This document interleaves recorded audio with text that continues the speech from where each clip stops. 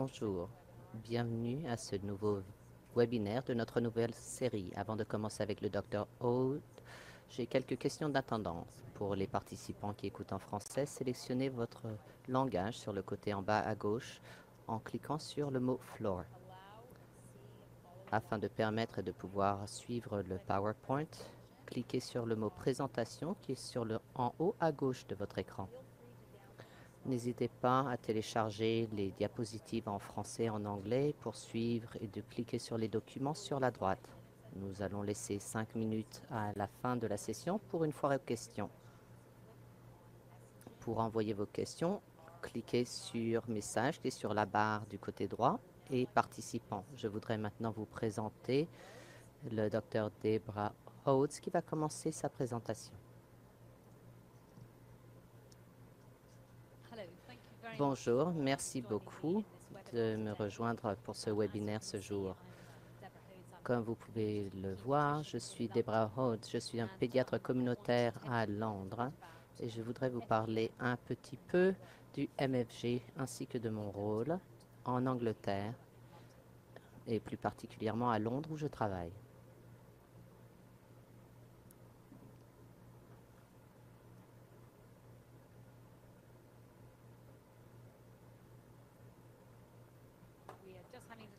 Nous avons un petit problème technique pour obtenir les diapositives. Il devrait y avoir une autre diapositive qui se présente.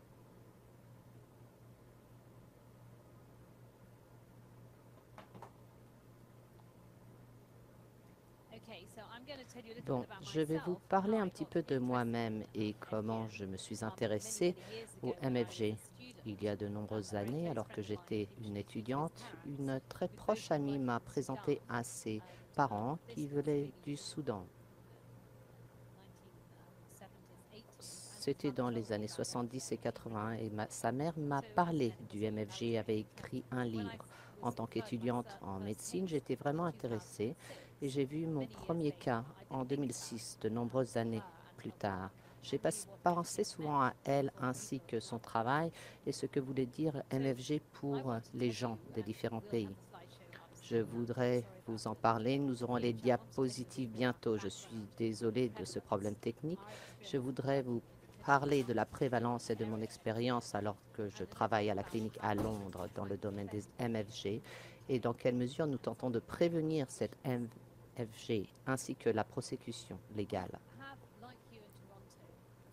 Nous avons, comme ici à Toronto, une société très multiculturelle à Londres et bien sûr dans tous les centres urbains d'Angleterre.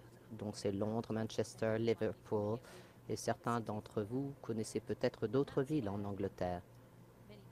Et c'est là où de nombreuses personnes arrivent tout d'abord lorsqu'elles immigrent en Angleterre. Il y a eu beaucoup de publicité faite récemment dans les journaux. Ce sont plutôt des articles à sensation quant aux milliers ou centaines de femmes et d'enfants qui ont subi MFG et on veut les soutenir et on veut peut-être les aider avec les conséquences et la détresse. Il y a des grands titres dans les journaux et c'est peut-être de même chez vous ici.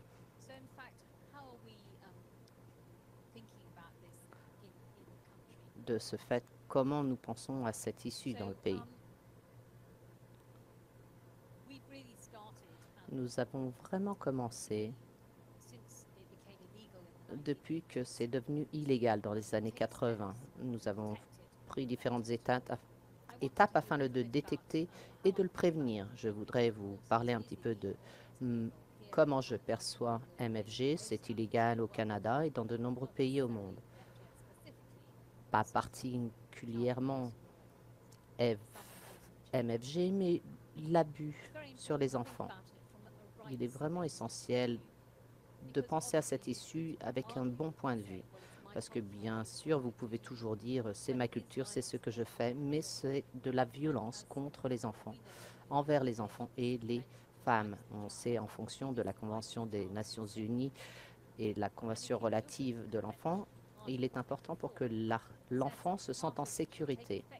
L'article 24 dit qu'il faut prendre des mesures efficaces appropriées en vue d'abolir les pratiques traditionnelles préjudiciables à la santé des enfants. L'article 19 dit que nous sommes responsables de protéger l'enfant contre toute forme de violence, d'atteinte ou de brutalité physique ou mentale, d'abandon ou de négligence, de mauvais traitement ou d'exploitation.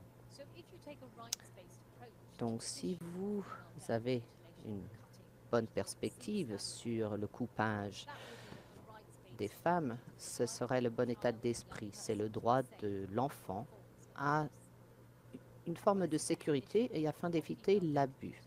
Quelle est la définition de la mutilation féminine génitale? La meilleure définition est celle de l'OMS, l'Organisation mondiale de la santé. Il définit cela, qui comprend toutes les procédures, qui comprend l'ablation partielle ou totale des parties génitales externes des femmes et des filles pour des raisons non médicales. Maintenant que vous pouvez voir la diapositive où vous voyez la définition de l'OMS. Donc avant ceci, je vais repartir à un petit peu l'aperçu de mon discours. Nous allons vous parler de la prévalence dans ma clinique et ce qui se passe au Royaume-Uni. Comme je vous l'ai dit, voici les grands titres des journaux. Vous pensez que c'est vraiment un lieu commun et que cela peut être détecté facilement. Mais en fait, d'après ces grands titres, il y a des statistiques qui prouvent que les gens ont subi cette ablation, mais que ce n'est pas connu et que les gens souffrent à cause de cette ablation, cette excision. Je vous ai dit ce que nous pensions.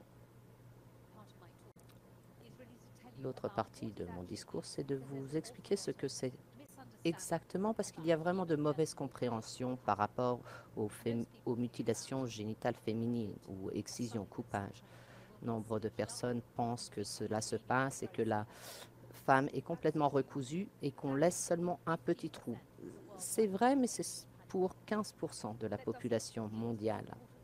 Cela ne veut pas dire que ce n'est pas important, parce que cela concerne des millions de femmes. Mais ce n'est pas forcément ce que nous voyons dans les pays où ces peuples immigrent. Je voudrais revoir avec vous l'anatomie féminine afin que vous connaissiez bien les différentes parties et les parties qui sont touchées. Comme vous le savez, il y a les grandes lèvres qui sont appelées labia majora, c'est là où je mets ma flèche. Ensuite, il y a les petites lèvres qui sont appelées les labia minora. Et en fait, chez les enfants, ces petites lèvres sont toutes petites et sont juste là en haut. Voici un petit trou pour l'urine, le trou pour le vagin. Et ici est le clitoris, le prépuce ainsi que la glande. C'est assez similaire au pénis de l'homme qui a la glande au-dessus et le prépuce qui est comme un capuchon. Et voilà ce que l'on coupe chez les hommes pour la circoncision masculine, c'est le prépuce.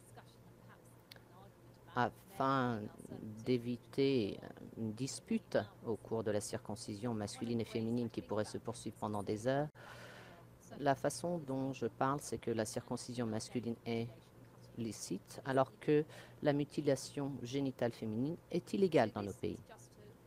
Ceci est cela pour vous rappeler un petit peu au niveau de l'anatomie féminine.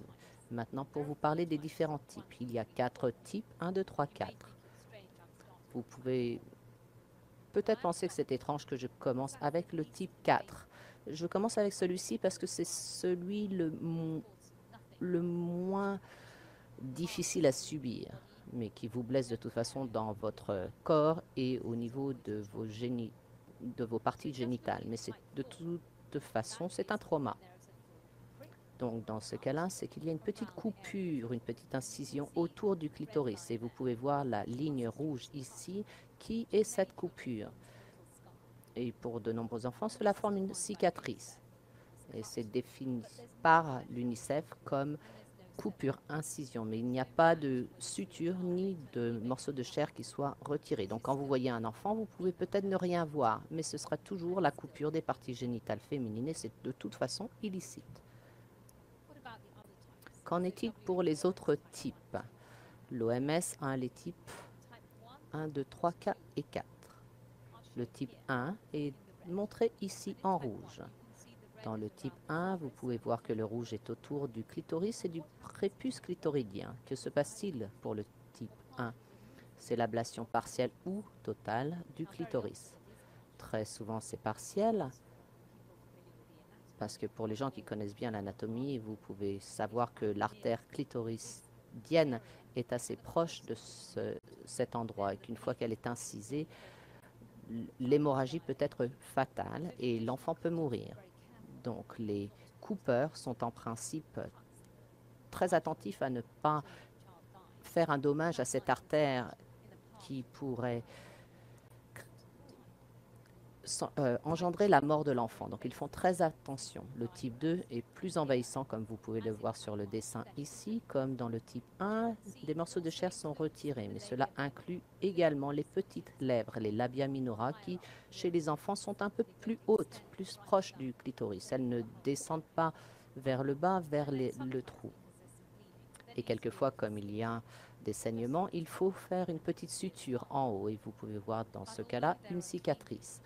Bien qu'il y ait des modifications et que ce soit extrêmement traumatique pour les enfants de subir cette procédure, il n'y a pas d'obstruction pour l'urètre où le trou est apparent, ni pour accoucher d'un enfant parce que l'enfant peut sortir, puisque encore une fois, les trous sont ouverts et qu'il n'y a pas de suture par-dessus ces orifices. C'est différent dans le type 3, où vous pouvez voir que la suture traverse tout et laisse un tout petit orifice. Et c'est le plus souvent ce à quoi les gens pensent quand on pense au MFG. Mais comme je l'ai dit tout à l'heure, cela représente 15% de la population mondiale qui a subi cette procédure. Pour faire un petit résumé, la classification de l'OMS que j'ai définie tout à l'heure, il y a 4 différents types. Le moins envahissant est le type 4, bien que cela implique d'autres choses comme de tirer les lèvres dont vous avez petit entendre parler, ainsi qu'une des insertions dans le vagin de parties corrosives. Mais souvent, il y a des incisions et des jeunes filles en Malaisie, en Indonésie ont subi cette procédure la plupart du temps. J'ai parlé ensuite des types 1, 2 et 3. Je veux seulement vous rappeler les complications immédiates de ces procédures et comme vous pouvez deviner d'après mes descriptions, le plus la procédure étant envahissante, le plus il y aura de complications.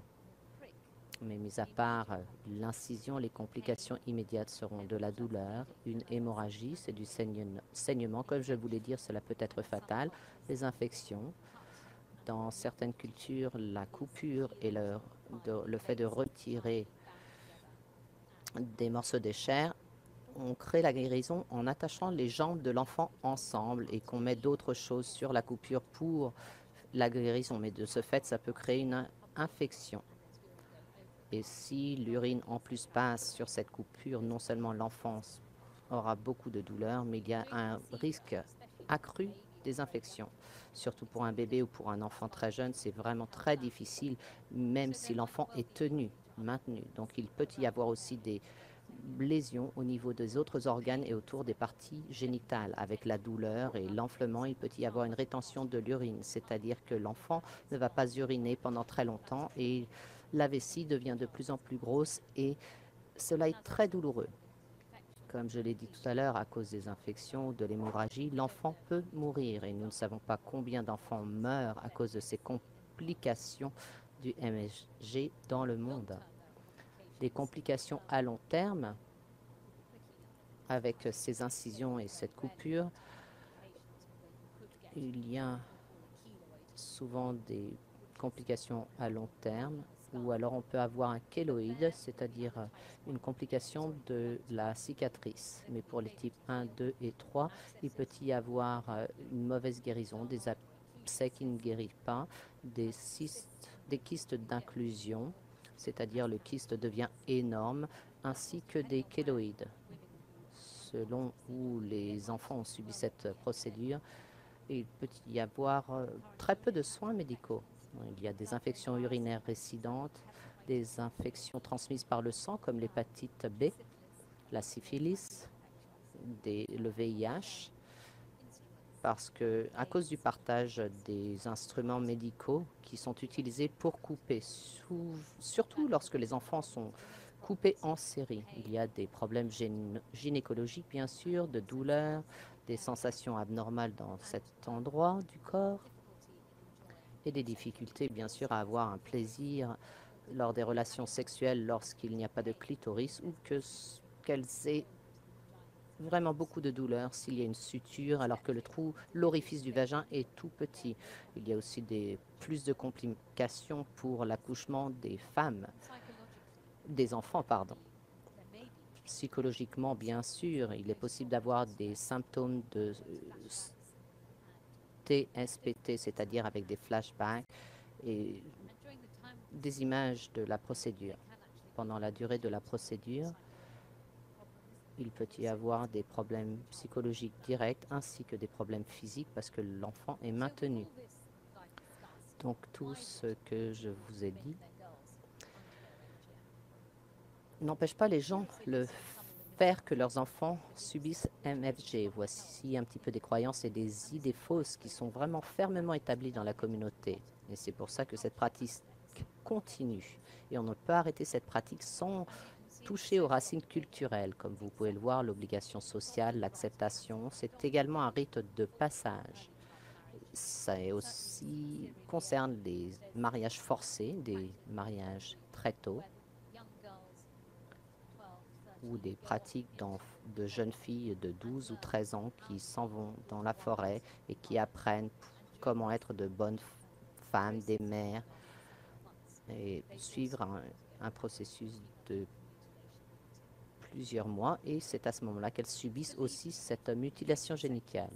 Bien sûr, cela réduit le désir sexuel et cela aussi peut pousser à garder la virginité. Cela a commencé au moment où les pharaons, qui ne sont pas vraiment religieux, mais c'est pour ça que dans la tradition juive, pour les musulmans et pour les chrétiens,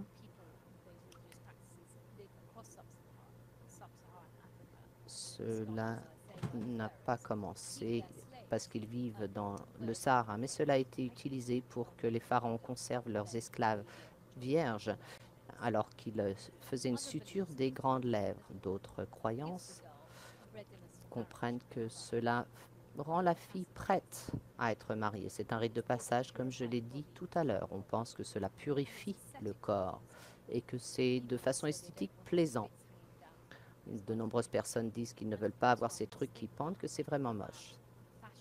On pense aussi d'une mode, c'est-à-dire de l'esthétique plastique pour les lèvres. Cette demande a vraiment augmenté de façon incroyable pour des raisons assez complexes. Et ça, c'est une discussion et une autre présentation à faire. L'autre mauvaise croyance est que cela protège contre des envies matérielles.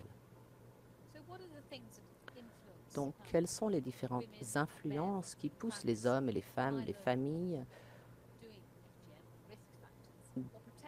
de faire subir à leurs filles cette mutilation? L'UNICEF fait des sondages fréquents dans l'Afrique subsaharienne. Donc, si vous voulez avoir des réponses spécifiques selon les pays, c'est une vraiment bonne référence à suivre. Ils ont trouvé que des facteurs de protection sont si la femme peut discuter avec le mari et l'ami et qu'elle connaît que la loi sera mise en application. Des débats télévisés, les médias sont importants et bien sûr, je ne l'ai pas mentionné tout à l'heure, les téléphones mobiles qui sont une forme essentielle de communication à ce jour. L'attitude des hommes et leur connaissance est essentielle également. Il y a eu des études qui montrent que les hommes connaissent vraiment très peu sur ce sujet. Ils pensent que cela concerne seulement les femmes. Et s'ils en connaissent plus, ils veulent très souvent arrêter ces mutilations. Il y a aussi de fortes tendances à ce qu'un homme préfère avoir des relations sexuelles avec une femme qui n'a pas été coupée. De savoir que cette femme ne sera pas n'aura pas de problème de promiscuité, c'est important. Quels sont les facteurs de risque? C'est si la mère, les sœurs ou d'autres personnes dans la famille, surtout des personnes plus âgées, ont été excisées, parce que cette croyance est vraiment importante et elle est difficile à modifier, même lorsque les gens immigrent. Quand ils vont dans leur pays d'origine, ils retournent dans leur famille qui ont ces croyances vraiment bien ancrées. Et dans ces cas-là, ils prendraient leur petite fille, leur nièce, même contre la volonté de la mère. Quand la mère est isolée, qu'elle n'a aucun soutien, comme je l'ai mentionné tout à l'heure, comme facteur de protection. Quand il y a des grands-mères ou des membres influents de la famille qui veulent cette mutilation, il peut y avoir très peu de connaissances par les personnes qui viennent chez nous et qui immigrent dans des pays économiquement développés. Ils ne savent peut-être même pas que c'est illicite. Les communautés aussi pensent que ce n'est pas considéré sérieusement dans nos pays. Donc ils pensent que s'ils font ceci de façon clandestine, il n'y aura pas de conséquences. Donc, quand est-ce que c'est fait? Qui le fait? C'est quelque chose auquel vous pensez certainement, parce que vous travaillez dans la police ou au niveau des soins, et que si vous voyez quelqu'un qui a de l'asthme dans votre département, vous devez penser au risque que subit cet enfant. Alors que vous voyez dans ce tableau, la mutilation se passe à différents âges selon le monde. Dans 50%, la mutilation est effectuée avant l'âge de 5 ans. C'est souvent en Malaisie et en Indonésie, c'est avant l'âge de 1 an. Et pour 50%, c'est les filles entre l'âge de 5 ans et de 10 ans ont subi le type 4, qui est cette petite coupure qui ne crée pas des conséquences à long terme. En Érythrée, au Mali, en Nigeria, cela est souvent fait avant l'âge de 5 ans et c'est à la majorité que les filles la subissent en Somalie et au Tchad. Au Kenya, en Égypte, la majorité des filles subissent cette MGF au moment de la puberté. Mais très souvent, les enfants subissent cette opération dès l'accouchement ou avant la première année et cela est effectué très souvent en clinique, bien que cela ne soit ni permis ni encouragé dans nos pays où cette opération est illicite. Donc, d'après votre point de vue, même si vous apprenez cela, si vous avez quelqu'un qui est devant vous lors d'une consultation ou à l'école, il n'est pas bon de supposer que parce qu'ils proviennent d'une famille nigérienne ou que la famille est de là-bas à l'origine, que tous les enfants et que toutes les filles ont subi cette MFG avant l'âge de 5 ans ou avant qu'elles aient immigré. Parce qu'en Nigeria, il y a certains endroits où 95% des enfants l'ont déjà subi dans certaines collectivités et d'autres endroits où ils vont subir cette MFG ou pas. Donc il est important de s'enquérir et de demander d'où vous venez, d'où viennent vos parents, est-ce que cette mutilation est pratiquée? Parce que si quelqu'un vient d'une grande ville où la pratique n'est pas suivie, il n'y penserait même pas. Donc vous ne pouvez pas présumer que la mutilation ait été effectuée, donc il est mieux de poser la question. Maintenant, je voudrais vous parler un petit peu de la loi du Royaume-Uni, parce qu'en 1985, il y avait une loi qui l'a rendue illicite, cette mutilation. Surtout si l'enfant vit au Royaume-Uni, ou même une loi qui interdit que l'on aide à organiser quelqu'un et à permettre quelqu'un d'accomplir cette mutilation pour qui que ce soit qui habite au Royaume-Uni. En 2003, les gens ont réalisé que nombre de familles faisaient sortir l'enfant des Royaumes-Unis dans leur pays d'origine afin de faire cette mutilation. Donc en 2003, ils ont eu the Female Circumcision Prohibition Act, où il est interdit de faire cette mutilation dans un autre pays, même si cette pratique est légale. Mais comme je vous le dis, dans de nombreux pays du monde, il est illégal. Cela ne veut pas dire que cette mutilation n'est pas faite, puisque, comme vous le savez, il est vraiment très difficile de mettre en place la loi. Ensuite, en Royaume-Uni, ils ont découvert que si quelqu'un partait à l'étranger afin de faire mutiler leur enfant, il dirait, moi je ne l'ai pas fait, c'est ma mère ou c'est ma tante qui a pris l'enfant pour le faire couper. Je ne leur ai pas donné la permission, je n'étais même pas présente. Donc je crois qu'en Angleterre et peut-être même en Canada, vous ne pouvez pas amener quelqu'un à un procès parce que la personne qui a effectué la mutilation n'est pas là et très souvent est inconnue. Donc il faut quelqu'un pour que l'on puisse l'accuser d'un crime. Il faut un suspect. Avec ce Serious Crime Act de 2015, même si vous ne savez pas ce qui se passait à votre enfant parce que vous êtes parti en vacances quelque part en Afrique et que votre mère a pris votre enfant, vous êtes toujours responsable et coupable de ne pas avoir protégé votre enfant. Donc, c'est une omission de protéger une fille contre la MGF. Donc, il y a des ordonnances de protection que si on soupçonne qu'une fille soit emmenée, son passeport peut être confisqué afin qu'elle soit protégée. Et comme vous pouvez le voir, il nous faut faire une déposition si nous avons quelques suspicions.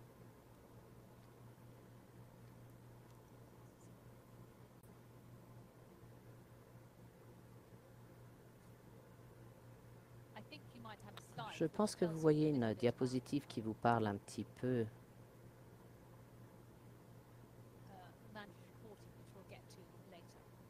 des différents rapports dont nous parlerons tout à l'heure. Donc je voudrais vous dire maintenant et vous parler pour vous faire part de la communalité et que c'est peut-être difficile de détecter en Royaume-Uni et au Canada, mais combien de filles ont subi cette opération? Vous pouvez voir sur cette carte du monde, c'est surtout dans l'Afrique subsaharienne où cela se passe. Elle se modifie avec le temps, donc si vous voulez avoir une mise à jour, regardez bien les études de l'UNICEF.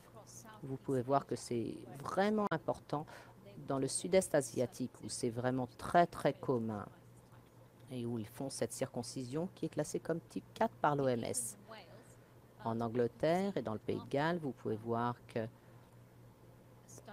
après une étude qui a tenté de faire une estimation de combien de filles et femmes ont subi cette mutilation, ils ont utilisé les données des sondages, qui n'est pas vraiment la meilleure façon avec les données d'un recensement. Ce n'est pas vraiment très précis, mais c'est un début. Donc, leur estimation a été publiée en 2014 que les jeunes filles au-dessus de 15, il y avait 127 000 survivantes qui vivaient au Royaume-Uni. Les filles de moins de 15 ans, 10 000 auraient été nées à l'extérieur du Royaume-Uni et sont susceptibles d'avoir subi une MGF avant leur entrée au Royaume-Uni. Ensuite, il y a 60 000 qui sont nées au Royaume-Uni de femmes issues de pays pratiquant la MFG et qui sont considérées comme étant à risque. Comme je vous l'ai dit, nous sommes obligés de faire un rapport de toutes les suspicions, de tout abus sur quelque enfant. Les corps de la profession, que ce soit au niveau de la santé, la police ou à l'école, nous sommes obligés de rapporter.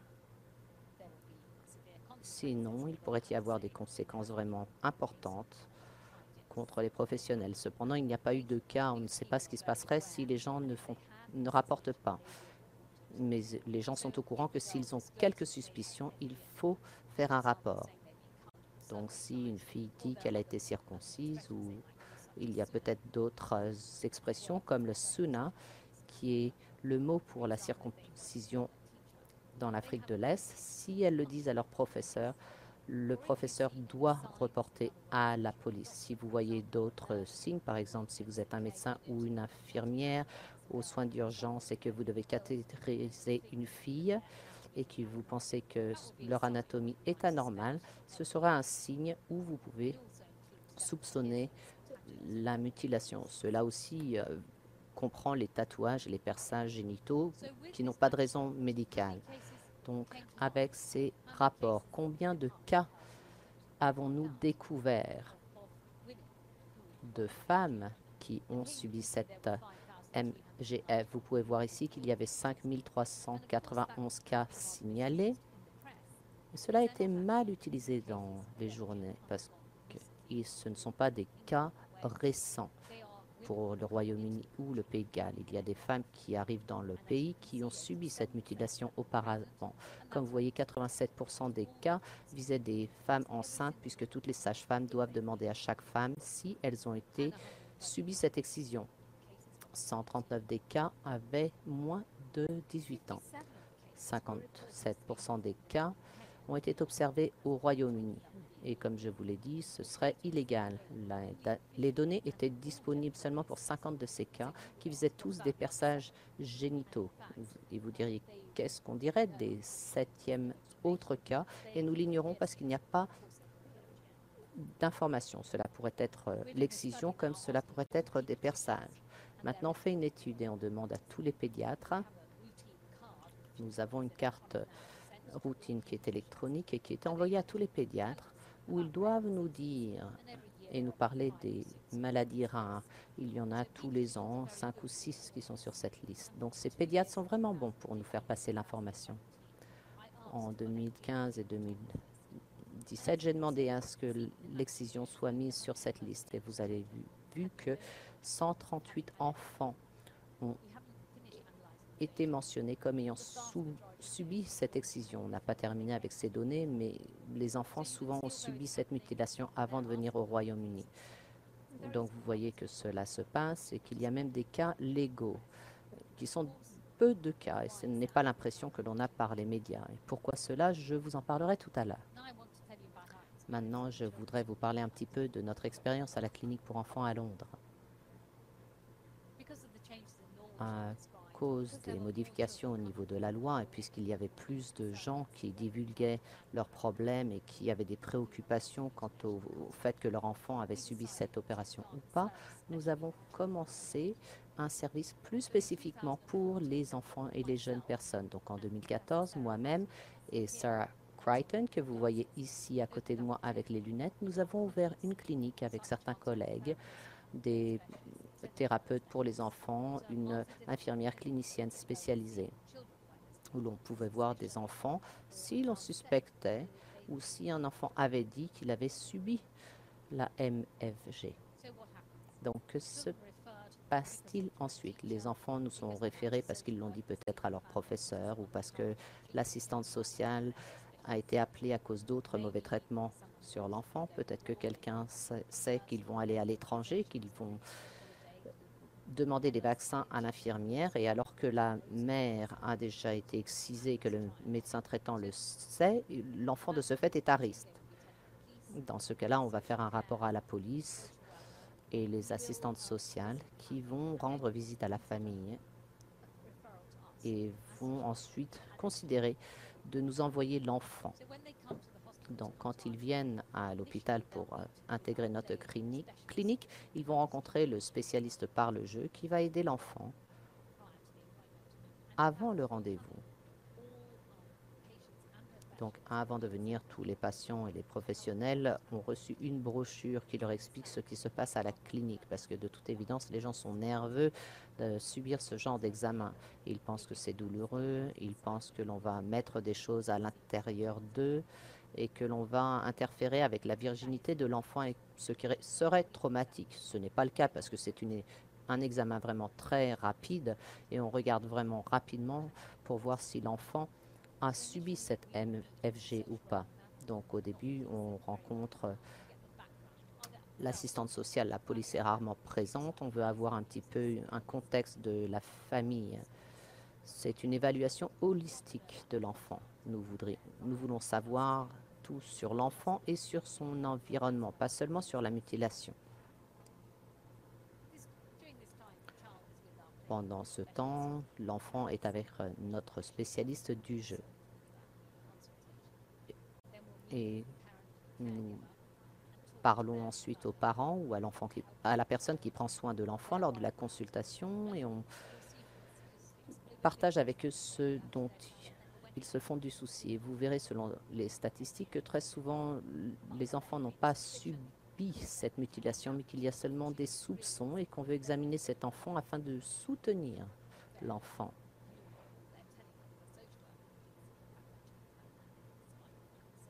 Et que l'enfant n'ait pas subi la mutilation malgré les préoccupations de la police ou de l'assistante sociale. L'enfant est toujours avec ses parents. Cependant, quelquefois, les adolescents ne veulent pas que les parents soient ici. Donc, dans ces cas-là, on a un colposcope qui agrandit les endroits génitaux. On enregistre tout sur des DVD afin de parler avec des collègues ensuite et afin d'obtenir une seconde opinion. Et surtout s'il y a un cas au tribunal, qu'il y a des preuves sur le DVD de ce que nous avons découvert et que l'on puisse prouver que l'enfant a subi cette mutilation. Nous expliquons nos constatations à la famille ainsi qu'à l'enfant, puisque les enfants souvent veulent savoir, surtout s'ils sont venus au Royaume-Uni, ils veulent savoir ce que cela veut dire pour eux. C'est aussi souvent un point avec un psychothérapeute parce que c'est une situation vraiment traumatique évidemment et 25% de nos patients ont demandé à voir un psychothérapeute. Nous faisons des tests sanguins pour tous les enfants pour nous assurer qu'il n'y ait pas de virus qui soit transmis par le sang comme l'hépatite ou le VIH. Et quand on parle de l'aspect holistique qui entoure l'enfant, cela nous permet peut-être de découvrir qu'ils n'ont pas reçu assez de soleil, donc je vais leur prescrire de la vitamine D, etc., selon les résultats. Nous envoyons des rapports et bien sûr, une copie est transmise aux parents. Donc, voici un petit peu pour vous expliquer ce qui se passe pour l'enfant. Il est au centre de nos soucis pour la consultation. Alors, lorsque nous parlons, vous voyez qu'elle est avec une spécialiste du jeu qui montre à cette petite fille ce qui va se passer afin qu'elle ne soit pas apeurée et qu'elle pense avoir un certain contrôle sur l'examen. Dans ce livre, il y a 2 livres, un pour les très jeunes et un pour les adolescents. Ici, c'est une petite actrice qui était vraiment ravie d'être dans les photos. Elle n'a pas subi l'excision, mais vous pouvez voir dans ces différentes photos que la patiente qui vient a une petite idée de ce qui va lui arriver. C'est vraiment important. On ne retire pas tous les vêtements et ça, c'est quelque chose d'important. Ils ont peur d'être embarrassés s'ils vont être complètement déshabillés. Donc, on observe les parties génitales avec le colposcope qui agrandit les parties génitales et vous voyez aussi l'écran dans lequel nous enregistrons les constatations. Nous demandons aussi aux jeunes filles si elles veulent regarder. 70% d'elles disent « Oh non, non, merci ». Et elles seront aussi avec un spécialiste du jeu, alors que d'autres enfants vont peut-être regarder un livre ou seulement vont bavarder. Les adolescentes souvent veulent voir et veulent qu'on leur explique. Les parents souvent aussi veulent qu'on leur explique. Cela est un peu pour vous parler de notre expérience pendant ces 10 ans. Vous pouvez voir qu'il y a eu un nombre important de références croissants qui nous sont parvenus. Donc en 2006, la clinique a commencé. Ensuite, quand il y a eu la loi promulguée, dont on a parlé, qu'il y avait un rapport obligatoire, a fait de beaucoup plus d'enfants nous ont été envoyés. On fait aussi beaucoup plus d'enregistrements et on reçoit toutes ces informations de collègues qui sont dans tout le pays afin qu'on puisse confirmer ou réfuter les suspicions. Parce qu'évidemment, il faut avoir assez d'expérience et nombreux médecins ne connaissent pas vraiment. Il leur faut une deuxième opinion. L'autre chose que vous voyez dans ce tableau, c'est que ce qui est en rouge, c'est les enfants qui ont subi l'excision. Et ce qui est en bleu, c'est qu'ils ne l'ont pas. Il y a eu peut-être une suspicion, peut-être un appel anonyme au service de l'enfance ou à la police, peut-être des accusations malicieuses. Et là, dans ce cas, on confirme que la mutilation n'a pas été effectuée. Sur ce tableau, il y a un résumé que sur 162 enfants qui ont été aiguillés vers les cliniques, 75% avaient subi la mutilation, mais 87 ne l'avaient pas subi. Donc, quels étaient les âges? Les enfants, souvent, avaient subi la mutilation vers 5 ans. Et vous pouvez voir les différents âges. Donc, c'est seulement depuis les 10 ou 20 dernières années qu'on le fait à un âge très jeune, mais ils viennent très souvent plus tard à la clinique. 85% des gens avaient subi une MGF avant d'arriver au Royaume-Uni et 15% avaient subi cette MGF illégalement en fonction de la loi du Royaume-Uni et de l'Irlande. Vous pouvez voir sur le tableau suivant que sur 75 des enfants qui ont eu cette MGF, la plupart d'entre eux étaient du type 4, c'est-à-dire une incision.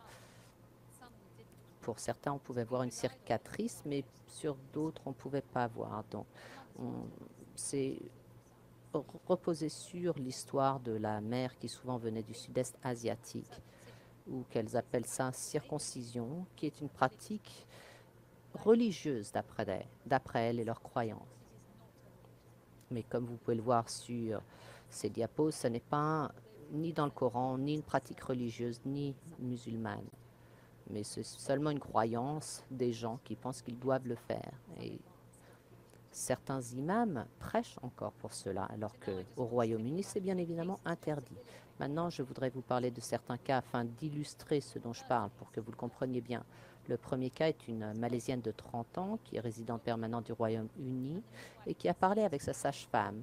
Et comme je vous l'ai dit, la sage-femme doit poser la question à toutes les femmes au niveau de cette mutilation et d'où elles viennent, qu'il n'y ait pas d'erreur.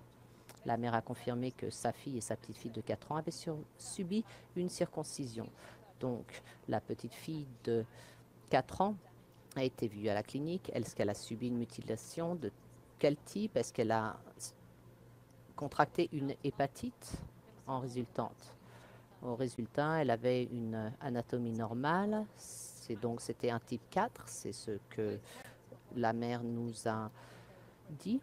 Et les parents étaient vraiment effarés de penser qu'ils avaient violé la loi et qu'ils n'avaient aucune intention d'avoir commis un acte illégal. Et donc ils ont bien dit à la police et à tout le monde qu'ils ne le feraient jamais pour une petite, s'ils le savaient maintenant. Mais en 2012, on demandait avec instance à tous les parents que leur bébé fille subisse une circoncision en Malaisie. Donc, c'est vraiment confusant pour une personne lorsqu'elle repart dans leur pays d'origine. C'est aussi illégal maintenant dans le sud-est asiatique, mais de mettre en application la loi, c'est vraiment un autre problème. Dans l'autre cas, une mère et ses 4 filles ont été dirigées vers la clinique pour les 3 filles plus âgées et surtout pour s'assurer que la plus jeune de 7 ans qui était née au Royaume-Uni ne subisse pas. Les choses ont changé parce que celle de 17 ans avait subi le type 3. Elle avait eu de très gros symptômes, surtout pour uriner. Et quand on lui a demandé si elle voulait une déinfibulation, c'est-à-dire qu'on retire la suture des grandes lèvres afin que l'urine puisse s'écouler normalement, elle a refusé. Elle avait 17 ans, elle avait le droit de refuser et elle ne voulait pas avoir une modification corporelle encore. Donc on lui a conseillé de revenir avant son mariage et on lui a expliqué pourquoi c'était important. Pour la fille de 12 ans, on avait une petite cicatrice au-dessus du capuchon clitoridien et pas d'autres modifications physiques. Donc c'était un type 4 et la troisième qui ne souhaitait pas être examinée a fini par le faire avec le soutien du thérapeute. Elle a dit « Oh, moi je suis normale ». Donc on a compris que son anxiété n'était pas pour l'examen, mais elle était vraiment anxieuse si l'on découvrait qu'elle n'était pas une petite fille normale. Celle de 7 ans avait un examen normal. L'autre cas dont je veux vous parler, c'est une famille asiatique du Kenya, aiguillée par les services sociaux.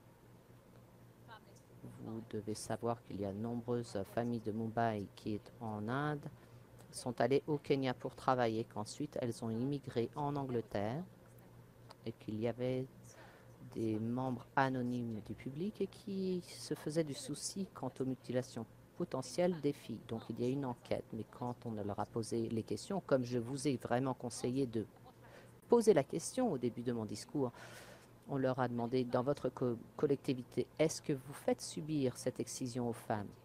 Et alors que l'on savait qu'ils étaient des Indiens hindous et qu'ils provenaient d'une communauté où la mutilation n'était pas effectuée parce qu'ils provenaient de Mumbai en Inde auparavant. Mais avant l'enquête, on n'avait pas posé cette question à la famille. Donc c'est un petit peu pour vous illustrer pour vous qu'il est important d'examiner l'enfant rapidement avant de lancer une enquête et de soumettre la famille à des semaines d'interrogatoire, par exemple. Quatrième cas, c'est une adolescente qui a appris sur l'excision à l'école. Et elle voulait savoir ce qui s'était passé pour elle parce qu'elle avait subi cette mutilation avant de venir au Royaume-Uni. C'était une de ses filles qui voulait regarder les photos et on lui a expliqué complètement ce qui se passait pour elle et ce que cela signifiait pour elle. Elle a ensuite amené sa sœur à la clinique pour qu'on lui fournisse la même explication. Donc d'après notre conclusion clinique, on a vu qu'il y a une preuve de médicalisation importante, que ce soit fait par une infirmière ou une clinique, que les procédures étaient faites à un très jeune âge et très souvent, c'était un type 4 qui est difficile à identifier parce qu'une petite incision va guérir. Les autres constatations sont que les parents sont désireux que leur fille se fasse examiner, surtout si elle n'a pas subi de mutilation, s'il y a un impact psychologique ou une enquête, par exemple. Donc, une gestion multidisciplinaire est essentielle dans la clinique et c'est essentiel que nous puissions travailler bien avec nos autres collègues. Mais une autre chose qui est vraiment difficile, c'est au niveau de la prosécution légale en Europe et au Royaume-Uni. C'est que nous avons un système adversaire, c'est-à-dire que nous devons prouver au-delà de tout doute raisonnable que le suspect aurait arrangé ou effectué eux-mêmes la mutilation génitale sur l'enfant. Et c'est vraiment très difficile à prouver. L'une des raisons pour lesquelles la mutilation est moindre dans le pays, comme je vous l'ai dit au début, il y a très peu d'enfants qui se présentent maintenant. C'est grâce aux travaux des associations sans but lucratif. Vous pouvez voir ici les différents logos de ces organisations qui vraiment mettent les gens au courant et font des formations à l'école afin de décroître ce problème de mutilation génitale féminine. Donc il y en a moins maintenant grâce au travail de ces organisations. Comme vous pouvez voir, il y a 14 autres groupes communautaires dans les grandes villes qui travaillent contre cette mutilation et pour informer les gens. Une autre raison de cette prévention, par rapport aux chiffres que nous pensions voir et que nous ne voyons pas, c'est qu'il y a eu de nombreuses lignes directrices par des professionnels et les organisations pour nous dire comment nous devons travailler ensemble afin de pouvoir détecter, de faire des rapports obligatoires et pour nous assurer de la protection de l'enfant s'ils ont subi l'opération et surtout s'ils ont eu des frères et sœurs qui l'ont subi afin qu'ils ne subissent pas eux-mêmes la mutilation. Il y a eu de nombreux programmes auxquels les gens peuvent accéder à l'école, au niveau des soins et dans la police. Ils ont aussi des sessions d'apprentissage électronique ainsi que des programmes face à face. Donc c'est obligatoire d'avoir pour ces membres professionnels d'être formés. Qu'en est-il des parents qui vont à l'étranger?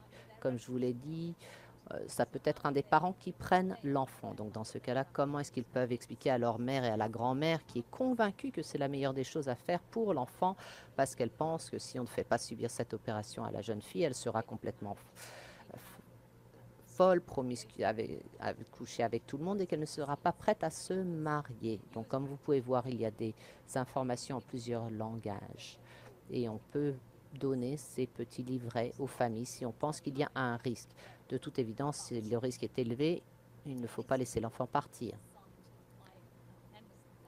Ces petits livres sont signés par les membres du Parlement afin de protéger les familles et de les protéger contre les parents qui pourraient prendre l'enfant dans leur pays d'origine pour leur faire subir l'opération. Donc, quel est votre rôle au niveau de la police, de l'éducation, si vous vous faites du souci, vous devez demander. Vous demandez à la fille, vous allez à la maison, est-ce que vous savez pourquoi? Est-ce que vous savez ce qui risque de se passer? Si vous avez quelques suspicions, il faut faire un rapport. Il faut faire un enregistrement à la naissance parce que, comme vous savez, il y a de nombreuses consultations par le médecin, l'infirmière qui fait les vaccins. Il faut savoir si la mère a été excisée, s'il y a un risque pour l'enfant. Et c'est peut-être cette personne même qui va devoir rapporter. Il doit aussi y avoir des stratégies d'information et de prévention partout dans le pays, dans les arrondissements. Il y a au niveau des personnels de soins, de la police, les assistantes sociales qui doivent travailler ensemble afin d'amener à une prise de conscience et de prévenir ces opérations. Au niveau de la prosécution légale, il y a eu 3 cas en Angleterre jusqu'à présent. Le premier était pour un médecin jeune qui a été accusé d'avoir fait une suture à une femme. Et alors que cette coupure est illégale, mais aussi qu'elle soit recousue après avoir un bébé, c'est également illégal. Dans ce cas précis, le cours était présenté devant le tribunal et on a accusé le médecin d'avoir fait subir une mutilation sur une femme qui a eu un type 3 en Somalie, qui avait été enceinte auparavant et qui devait être, qui avait été déinfibulée, décousue, qu'elle a accouché et qu'ensuite il y avait une petite coupure au niveau des tissus cicatriciels et qu'après cela, elle a saigné, comme cela se passe très souvent après un accouchement, et que donc le médecin a dû la recoudre. Et il a mis seulement un point de suture, mais c'était là la base de la prosécution légale, c'est qu'il l'a recousu jusqu'en haut et que ça, c'était illégal. Et comme il a mis seulement un point de suture, on ne peut pas considérer que c'est une réinfibulation. Donc, il a été déclaré non coupable et la majorité du jury a décidé très rapidement. Il y a eu 2 autres cas mis devant le tribunal et pour différents cas, c'est le père a été accusé d'avoir arrangé afin que sa fille subisse un type 4. Parce que selon l'examen médical, il n'y avait pas de changement physique, mais la suspicion était vraiment importante. Donc, quand on leur disait que veut dire la mutilation, le tribunal a dit qu'au niveau de la loi anglaise, la mutilation voulait dire qu'il devrait y avoir une modification au niveau de l'anatomie. C'est ce que je vous ai expliqué au niveau du type 4, qu'il n'y a pas de modification anatomique.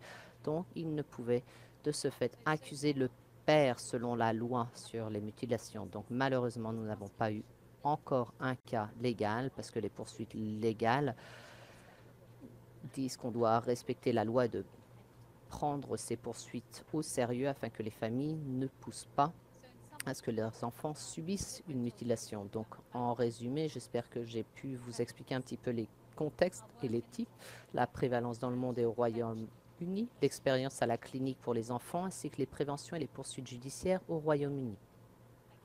Merci beaucoup. Mes excuses encore pour les petits problèmes techniques au début de la session. Je vais vous demander maintenant si vous avez quelques questions et je me ferai un plaisir d'y répondre.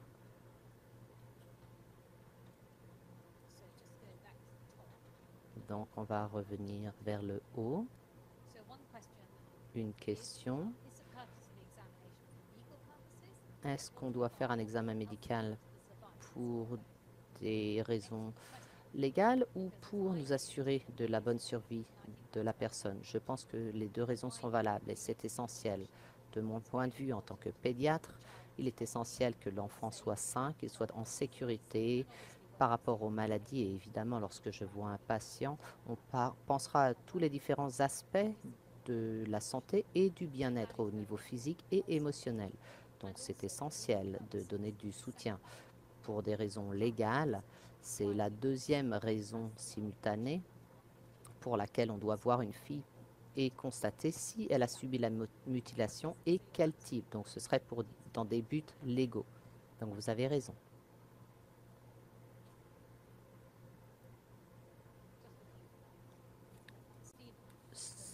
Steve, il y a un autre cas, le cas 1. Ce sont des résidents permanents. Est-ce que la mutilation a été faite au Royaume-Uni ou à l'étranger? Et est-ce qu'il y avait eu des modifications dans ce cas-là? Je ne suis pas certaine de ce dont vous voulez parler, mais il est intéressant que vous ayez mentionné la résidence permanente dans le premier cas, parce que cette fille de 4 ans avait subi la mutilation en Malaisie. Et vous avez raison, parce que lorsqu'elle a subi cette MFG, les parents ne l'avaient pas encore inscrite afin qu'elle soit une résidente permanente des Royaumes-Unis. Donc à ce moment-là, elle n'était résidente ni de Malaisie ni de Royaume-Uni, mais les parents étaient des résidents au Royaume-Uni. Et donc, ils sont ensuite allés à l'ambassade pour inscrire leur fille. Mais cela a pris quelques semaines et entre-temps, elle a subi la mutilation. Donc, la loi en 2015 a de ce fait été modifiée afin que cette défaillance légale ne soit plus. Dans ce cas-là, il n'y a pas eu de chef d'accusation puisque c'était à ce moment-là, elle n'était pas une résidente des Royaumes-Unis. Mais ça, c'était avant la loi de 2015.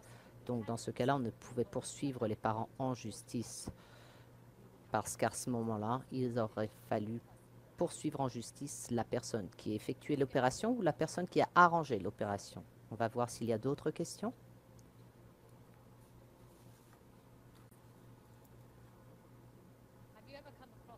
Est-ce que vous avez déjà rencontré des mutilations génitales qui sont faites au niveau de l'esthétique et qui ne soient pas pour des raisons religieuses? C'est un autre sujet, c'est-à-dire l'incision n'est pas religieuse et cela relève du type 4 et donc on est obligé de faire un rapport au département de la santé au Royaume-Uni.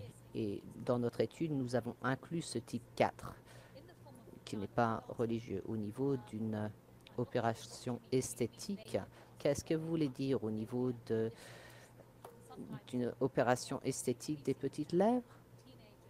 Très souvent, maintenant, les adolescentes, souvent leurs mères vont venir chez le pédiatre, le gynécologue ou le médecin. On va dire que ma fille ne peut pas porter des jeans serrés ou aller nager parce que ses lèvres dépassent et qu'elles veulent qu'on les rétrécisse. Cela s'appelle une opération plastique sur les lèvres. Dans ce cas-là, ce ne serait pas une MGF. Ça n'est vraiment pas conseillé pour les jeunes filles en dessous de 18 ans. Mais on sait que c'est très difficile à réguler dans le secteur privé.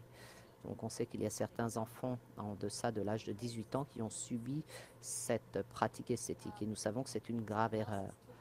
Quelqu'un d'autre en a parlé et a dit, est-ce que dans ce cas-là, on peut faire un rapport sans le consentement de l'enfant? Donc dans ce cas-là, est-ce qu'on parle d'un enfant ou d'un adulte? Dans ce cas-là, toute personne au-dessus de 18 ans, ils ont le droit de faire ce qu'ils veulent de leur corps. Et les opérations esthétiques sur les lèvres pour les filles qui ont plus de 18 ans peuvent être faites avec consentement. Aux États-Unis, cela peut être aussi effectué et contrairement au Royaume-Uni, une femme peut être recousue pour avoir sa mutilation faite après avoir accouché. Ça n'est pas illégal aux États-Unis, mais c'est illégal au Royaume-Uni. Est-ce que vous avez d'autres questions? Nous avons quelques minutes supplémentaires. Je vais peut-être attendre un petit peu si quelqu'un a une autre question, si quelque chose n'était pas clair et que vous voudriez que je le revoie.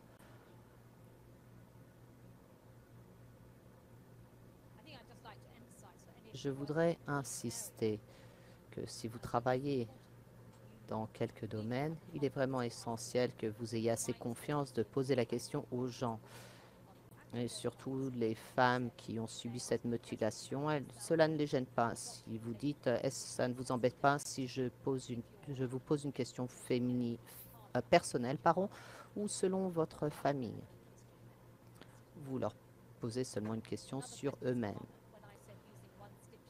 Une autre question vient parce que quand je dis un seul point de suture ne suffit pas à prouver l'illégalité du geste. Le médecin a été traîné au tribunal parce qu'il disait que un point de suture signifiait une réinfibulation, c'est-à-dire de refaire la suture complète des lèvres de la femme, ce qui serait le type 3. Bien sûr, le tribunal a dit que ce n'était pas illicite, donc il n'a pas été déclaré coupable de l'avoir recousu, parce que comme vous l'avez dit, Betty, c'était seulement un point de suture.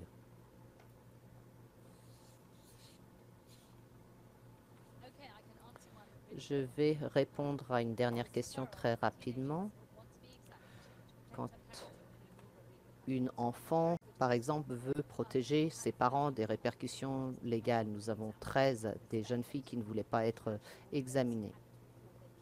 Et elles avaient toutes subi l'opération avant d'arriver au Royaume-Uni. Et afin de protéger ses parents, vous avez le droit, vous avez raison, parce que si on découvre qu'elles ont subi cette mutilation et qu'on va les emmener au tribunal, aucun des enfants ne veut parler contre les parents parce que les enfants, comme vous le savez, pardonnent toujours. Donc il y a certains cas, évidemment, cependant je ne l'ai jamais rencontré moi-même, mais il y a des cas où la jeune fille peut refuser d'être examinée pour protéger ses parents de répercussions légales.